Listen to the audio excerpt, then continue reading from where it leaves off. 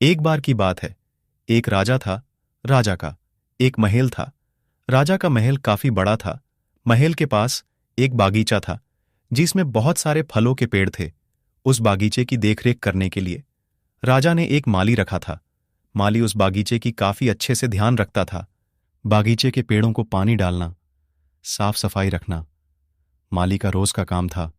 बागीचे में काफी अंगूर लगे थे। अंगूर रसीले और काफी मीठे थे। माली उनका खास ध्यान रखता था। एक बार एक चिड़िया बागीचे में आई और अंगूर के बेल पर जा बैठी। चिड़िया ने अंगूर चखे, उसे अंगूर काफी अच्छे लगे।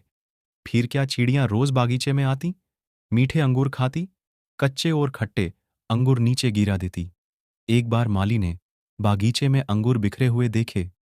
माली सोच में पड़ गया, अंगूर किसने तोड़े हैं। फिर माली दूसरे दिन से अंगूर की बेलों का ध्यान रखने लगा। माली ने देखा एक चिड़िया आई, अंगूर खाएं और चली गई। फिर जब भी चिड़ियां आती, माली उसे काफी भगाने की कोशिश करता, लेकिन चिड़ियां फिर आती, कुछ अंगूर खाती, कुछ अंगूर नीचे गिराती और चली जाती। माली चिड़िया को भगाने में नाकाम रहा। माली परेशान हो गया।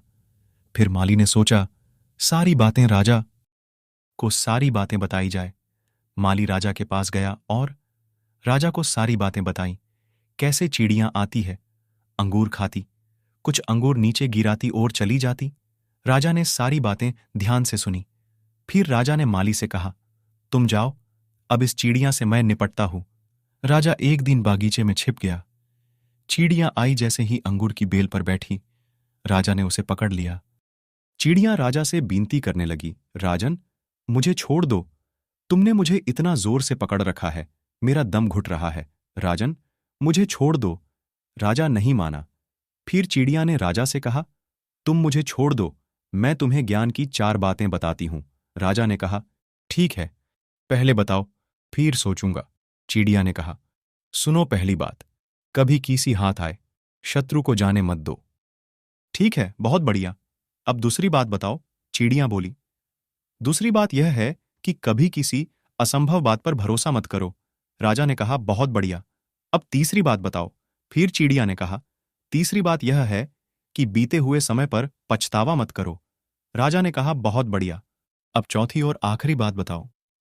चिड़िया ने कहा, राजन, चौथी बात इतनी गहरी है, मैं तुम्हें बताना तो चाहती हूं, लेकिन तुमने मुझे इतना जोर से पकड़ रखा है जिससे मेरा दम घुट रहा है।